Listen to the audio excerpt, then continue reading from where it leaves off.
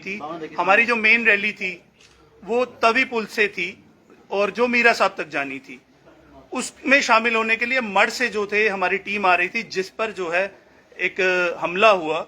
और मैं आपको बता दूं, बकायदा हमारे पास प्रूफ हैं और हमने पहले ही प्रशासन को अवगत कराया हुआ था कि पाकिस्तान के नंबरों से जो है हमें धमकियां आ रही थी कि युवा जट सभा 13 अप्रैल को रैली ना निकाले। और बकायदा इसकी FIR नंबर 50/2024 गांधीनगर थाने में दर्ज है।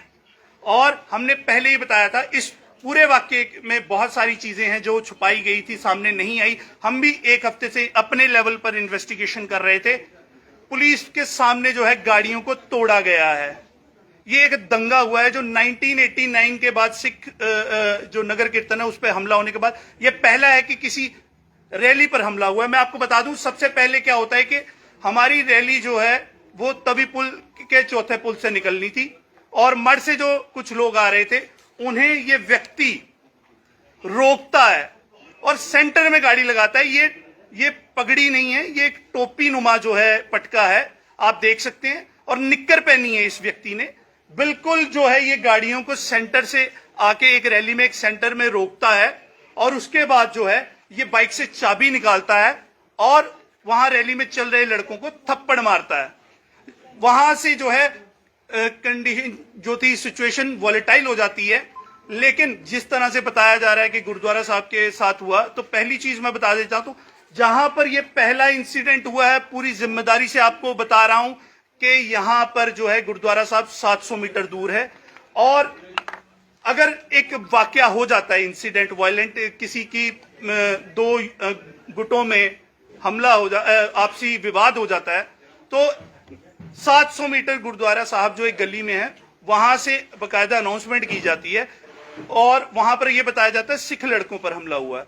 जो है इस सिचुएशन को जो है एक रूप देने की कोशिश की गई थी, क्योंकि चुनाव है और चुनावी दौर पर हमें, जो मैं आपको बता रहा हूं, बकायदा हम पूरे ऑन रिकॉर्ड जो है हमारे पास हैं। ये पाकिस्तान से हमें धमकी आई है और ये बकायदा मेरे फोन पर अभी भी है। इसमें आप देख सकते हैं, बकायदा आपको एक एक कॉपी दी जाएगी FIR की और इस स्क्रीनशॉट की, और मैं आपको लाइव अपने फोन पर भी दिखा दूंगा ये धमकी। उसमें बकायदा कहा गया है कि 13 अप्रैल को युवा जट सभा रैली ना निकाले। इसका मकसद दो कम्युनिटीज में राइट्स करना था, पर लेकिन युवा जट सभा के जो आपको बता दूं कि जट बिरादरी है, ये एकमात्र बिरादरी है जिसमें हिंदू और सिख आपस में रिश्तेदारियां हैं, हमारा भाईचारा है। इस वजह से वो कंडीशन जो थी वॉलेटाइल नहीं हुई। लेकिन जैसे ही मैं इस मुद्दे को सुलझाने के लिए वहां पहुंचता हूं, मीडिया के सामने है, मुझ पर हमला हो जाता है, अकेले व्यक्ति पर। मतलब कि एक व्यक्ति आता है और वहां पर जानबूझ के, देखिए एक सिख की पगड़ी नहीं उतारता है। वहां पर कुछ उस भीड़ में जो लोगों को प्रोवोक किया गया था, जानबूझकर प्रोवोक किया गया था, वेस्टेड इंटरेस्ट के साथ प्रोवोक किया गया था, उसमें जो कुछ चंद अनासर तत्व थे, हम वहां पूरी पब्लिक को हम नहीं बोलते हैं कि वो जो है उस मामले में इन्वॉल्व है। उसमें कुछ लोग थे जिन्होंने जानबूझकर ये वर्डिंग यूज की है कि पगड़ी उतारो।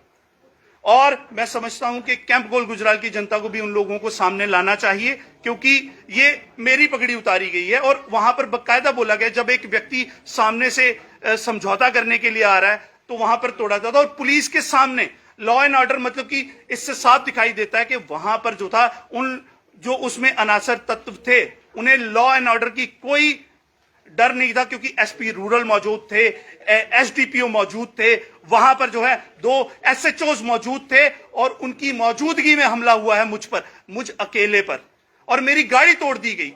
आप देखिए कि कैसा हो जाता है कि अगर एक नॉर्मल विवाद है, दो गुटों में विवाद होता है, उसके बाद गाड़ियां भी तोड़ी जाती हैं, किसानों के ट्रैक्टर तोड़े जाते हैं। यह साफ साफ दर्शा रहा है कि यह एक दंगा भड़काने की साजिश थी, और हम चाहते हैं इसमें NIA की इन्वॉल्वमेंट की जाए, क्योंकि हम ये बताना चाहते हैं कि उस रैली में गाड़ियों से तिरंगे निकालकर पैरों में दिए गए हैं।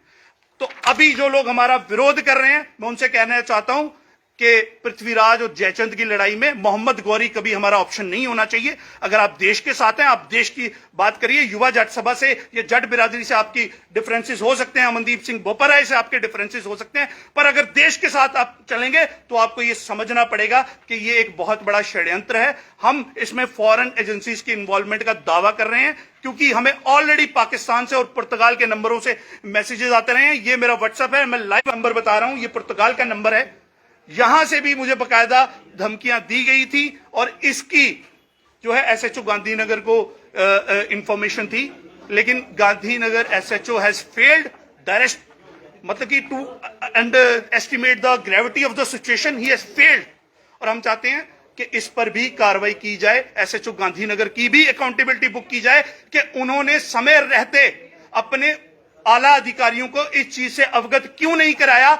उन्होंने इस चीज की ग्रेविटी को नहीं समझा कि जब पाकिस्तान से और फॉरेन के नंबरों से धमकियां आ रही थी रैली को ना करने की और मुझे जान से मार देने की, तो इस पर कार्रवाई क्यों नहीं गई। दूसरा, अभी भी मुझे जान की धमकियां मिलती हैं और अगर मुझे कुछ होता है तो इसकी जिम्मेदारी बकायदा जम्मू कश्मीर एडमिनिस्ट्रेशन की होगी, क्योंकि हमने जब पहले एप्रीहेंशन दिखाई थी कि रैली पर अटैक होगा तब भी इसको सीरियसली नहीं लिया गया, और अब मैं आपको बता रहा हूं कि मुझ पर भी हमला होने की आशंका है और अगर कुछ हो जाता है तो इसकी जिम्मेदारी पूरी जो है जम्मू कश्मीर प्रशासन की होगी। अब आप अपने सवाल पूछ सकते हैं, कुछ हो तो। ये आप प्रेस